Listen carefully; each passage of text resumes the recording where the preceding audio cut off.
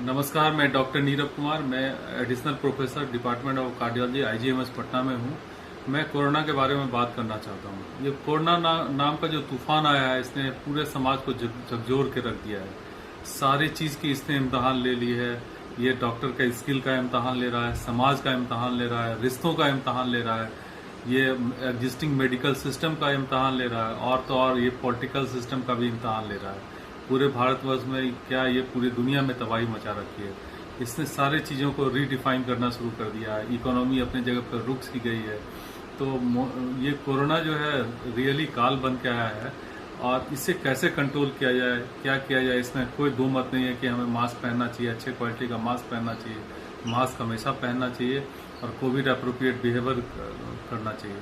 और आपने देखा होगा कि सरकार पूरी प्रयत्नरत्न है कि ये जिन फिर से बोतल के अंदर जाए और ये तूफान अपनी जगह पर रुक जाए। तो डेफिनेटली नई बीमारी आई है जिसके अंडरस्टैंडिंग भी बहुत ज़्यादा लोगों को नहीं है, न डॉक्टरों को है, न वैज्ञानिकों को है। बहुत तेज़ी से लोग अपने एक्सपीरियंस को बढ़ा रहे हैं, क्योंकि काफ़ी लार्ज नंबर में लोग हताहत हो रहे हैं। हमें इसे समझने में काफ़ी हद तक सफलता भी मिली है। मैं चूंकि हृदय रोग विशेषज्ञ हूँ, इसलिए हृदय के बारे में बात करूंगा। तो कोरोना जब शरीर के अंदर घुसता है तो ये एक रिसेप्टर होता है, एसी रिसेप्टर, जिससे ये अटैच होता है। एसी रिसेप्टर सबसे ज़्यादा लंग्स में होता है, इसलिए सबसे ज़्यादा तबाही लंग्स में मचती है। और lower respiratory track infection, secondary infection, fungal infection वगैरह इसके वजह से होता है। जो न्यूमोनिक पैच होता है, ये इसके वजह से होते हैं। दूसरा जो इम्पोर्टेंट ऑर्गन है जिसमें कोरोना आघात करता है वो हृदय है, क्योंकि हृदय में भी दूसरा सबसे ज़्यादा एसी रिसेप्टर पाया जाता है। तो लंग्स के बाद सबसे ज़्यादा एसी रिसेप्टर हृदय में पाया जाता है। ये वायरस उस रिसेप्टर में भी अटैच होता है और हृदय में ढेर सारी परेशानियां कर सकती हैं। आपने अक्सर सुना होगा कि कोरोना के पेशेंट जो है का सडन डेथ हो गया। उसका एक बहुत बड़ा वजह हृदय के रोग के होना भी रहता है। कुछ लोगों में जिनमें पहले से हृदय रोग है, अगर उनमें कोरोना हो जाए और ऑक्सीजन सेचुरेशन वगैरह गिरने लगे या उससे रिलेटेड कॉम्प्लिकेशन होने लगे, तो उन लोगों में हृदयघात या हृदय से रिलेटेड बीमारी होने की संभावना रहती है। जैसे अगर किसी पेशेंट को अगर हार्ट फेल्योर है, उसका भल्व फेल्योर है, या पहले हार्ट अटैक हो चुका है, या हार्ट वीक है, तो उस तरह के पेशेंट में अगर कोरोना होता है तो कॉम्प्लिकेशन रेट बहुत हाई होता है नॉर्मल आदमी कंपेरिजन में। उस तरह के पेशेंट को चाहिए कि अगर कोरोना हो तो कोरोना के इलाज के अलावा हृदय रोग विशेषज्ञ से भी सलाह में रहें, और हमें समय रहते हृदय रोग के कॉम्प्लिकेशन को पकड़ें और उसको ठीक करें। जैसे कि बहुत सारे हृदय रोगों में डायरेटिक्स वगैरह चलती हैं, खून पतला करने की दवाइयाँ चलती हैं। तो कोरोना के रोगी यूजुअली उन दवाइयों का ना रोकें। पर्टिकुलरली कोरोना के पेशेंट अगर हाइपरटेंसिव है, उनके ब्लड प्रेशर के बढ़ने या घटने की संभावना रहती है, तो रेगुलर ब्लड प्रेशर की जांच की जरूरत है। और अगर ब्लड प्रेशर बढ़ता है तो दवा बढ़ाने की जरूरत है, और घटता है तो दवा हटाने की जरूरत है।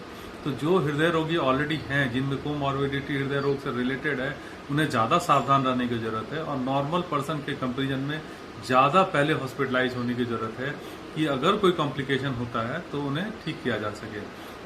दूसरे प्रकार वो रोगी होते हैं जिनमें हृदय रोग पहले से नहीं ज्ञात है और उन्हें कोरोना हो जाता है। इन लोगों में भी सडन डेथ होने की संभावना रहती है। इन लोगों में हृदयघात होने की भी संभावना रहती है, क्योंकि कोरोना एक ऐसी बीमारी है जो प्रोकोगुलेंट स्टेट पैदा करता है, यानी कि बॉडी के अंदर थक्का जमने की संभावना बढ़ जाती है।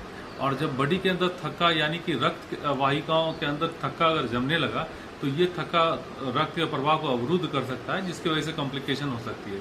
जो कॉमनेस्ट कॉम्प्लिकेशन जो नोटेड है वो है डीप वेन थ्रोम्बोसिस, यानी कि पैर के नसों में थक्का जम सकता है, जिसके वजह से पैर के नसों का प्रवाह रुक सकता है, पैर के खराब होने का संभावना रहता है। ये इन थक्कों के टूट के लंग्स में जाने की भी संभावना रहती है, और इसके वजह से पल्मोनरी एम्बोलिज्म, यानी कि लंग्स के बर्बाद होने की संभावना बढ़ जाती है, जिसे पल्मोनरी एम्बोलिज्म कहते हैं। तो कुछ ऑटोप्सी स्टडी में 20 से 25% लोगों में पल्मोनरी एम्बोलिज्म का देखा गया, जो ऑटोप्सी स्टडी इटली एवं जर्मनी में हुई। तो कहने का ये मतलब हुआ कि प्रोथ्रोम्बोटिक स्टेट होने की वजह से, थ्रम्बस के बनने की वजह से, बॉडी के अंदर जो थक्का जम रहा है इसके वजह से, पल्मोनरी एम्बोलिज्म होने की वजह से हार्ट के सडन डेथ होने की संभावना रहती है। दूसरी संभावना है कि हृदय के नसों में अगर ब्लॉकेज हो जाए, जिस तरह के पैर के नसों में होता है, हृदय के नसों में भी हो सकता है, और इसके वजह से हार्ट अटैक या हृदयाघात जो आपने सुना होगा उसके होने की संभावना रहती है। कुछ कुछ स्टडी में 12% से लेकर 20% तक हार्ट अटैक होने की संभावना रहती है। इसके अलावा एक खतरनाक टाइप की प्रॉब्लम हो सकती है जिसके एरिथमिया कहते हैं, जिसमें हृदय गति एकाएक बढ़ सकती है या एकाएक रुक सकती है। अगर ये रुक गई तो इसे एस सिस्टोली कहते हैं, और कुछ चाइनीज स्टडी में लगभग 50 से 60% लोगों की मृत्यु हृदय गति रुकने की वजह से हुई, यानी कि एस सिस्टोली की वजह से हुई। और कुछ कुछ स्टडी में एकाएक तेज होने, 10 से 12% लोगों में एकाएक तेज होने या वेंट्रिकुलर टैकीकार्डिया की वजह से डेथ हुई, या आर्ट्रियल फिब्रिलेशन वगैरह कॉम्प्लिकेशन नोट किया गया। तो हृदय से रिलेटेड कॉम्प्लिकेशन एक प्रमुख कारण है कोरोना के पेशेंट के मरने का। तो लंग्स के अलावा हृदय भी इम्पॉर्टेंट है, जिसकी वजह से दिक्कत हो सकती है। और अगर हृदय गति बढ़ती है, घटती है, रक्त के थके जमते हैं, तो उसके प्रतिकार के लिए कुछ दवाइयां जिसे शुरू करनी पड़ती है। पर्टिकुलरली जो पेशेंट एडमिटेड है उन्हें खून पतला करने की दवा इंजेक्शन दी जाती है, जो कि घर में संभव नहीं है। तो अगर ये मॉडरेट वेराइटी का कोरोना है, अगर सैचुरेशन 94 से नीचे जा रहा है, तो उन्हें एडमिट होना चाहिए और इस दवाइयों को शुरू करना चाहिए। प्लस अगर अनियंत्रित हृदय गति है तो उसे कंट्रोल करने की दवाइयां शुरू करनी चाहिए अंडर मेडिकल ऑब्जर्वेशन। उस तरह की कंडीशन में घर में बिल्कुल नहीं रहना चाहिए, और ये सावधानी बरतने की जरूरत है।